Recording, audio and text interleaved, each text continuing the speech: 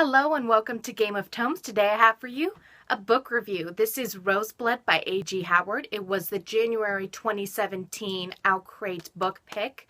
They chose it and put their classic remix book box all around this book.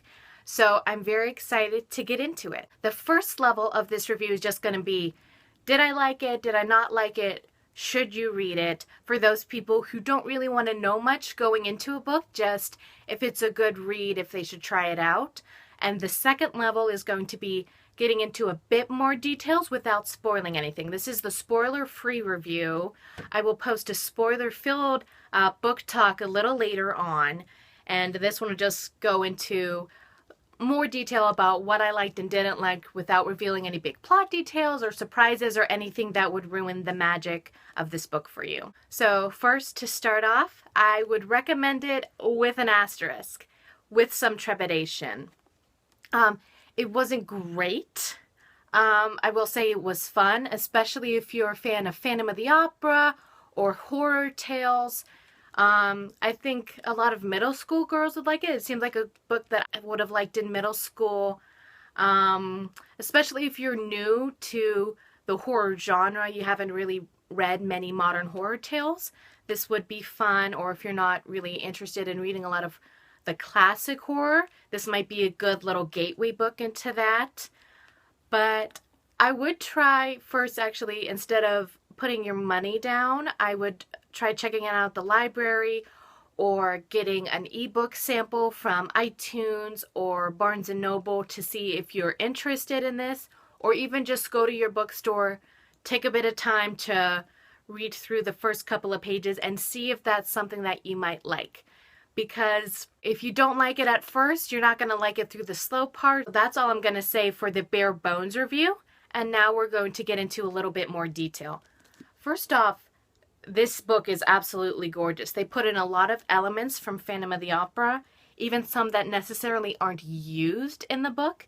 They have thorns and roses and this beautiful Phantom of the Opera mask that is much more like the Andrew Lloyd Webber version.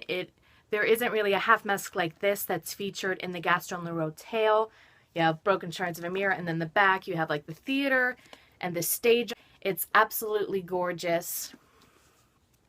Here is the spine. Now, to get into more detail, it was an interesting start. It kind of pulled me in at the very beginning with the details and the relationship of Rune, our main character, with her mother. But then it got really, really slow for like 300 pages. And I was like, you gotta get me something else. And during that time, Howard was much better at the contemporary aspects, in my opinion, than in the horror fantasy ones. This book goes between two different perspectives. It mostly stays in first person perspective of Rune Germain. And then it occasionally goes into, I believe it's more in third person perspective, but you get the feelings and the motivations behind this mysterious character Thorn. And that's when the fantasy and the horror aspects come into play. But until you started to really get into the mystery, it wasn't very exciting. It was just kind of like it just felt like a lot of setup with very little payoff for hundreds and hundreds of pages.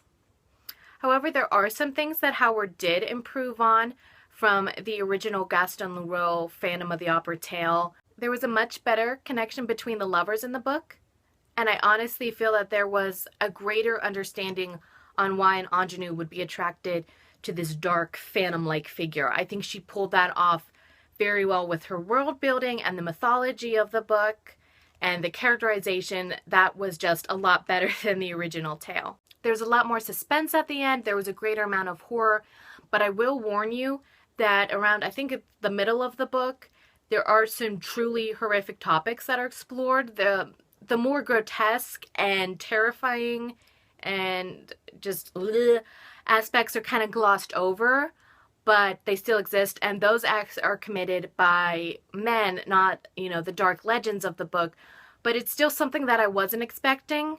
So if there are certain subjects that you might be triggered over, I would do a little more research into this book and maybe listen to my spoiler-filled review a little bit. I'll try to talk at the very beginning about that, so that way you can know whether or not this book might not necessarily be the thing for you. Another thing that wasn't very good, there was a lot more telling than showing.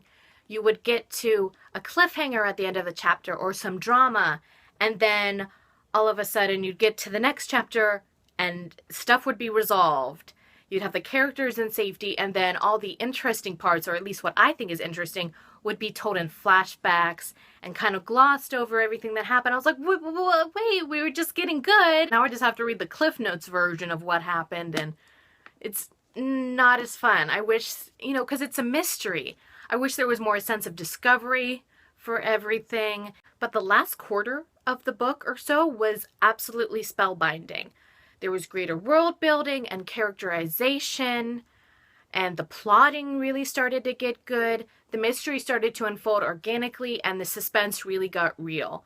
I started to care for the characters in like the last quarter of the book, and I was like, wait, I don't want anything bad to happen to them. And then there was like 40 pages left, and I'm like, okay, I basically know the whole mystery, but I'm still scared that my characters aren't going to make it through. Like, even once you figure it out, like you can figure out what's going on a lot earlier in the book, like I did, and you're like, okay, I know what's coming to happen with the mystery and the intrigue of it, but I don't know if these characters are going to be safe and how that's going to happen, which I think was pulled off really, really well.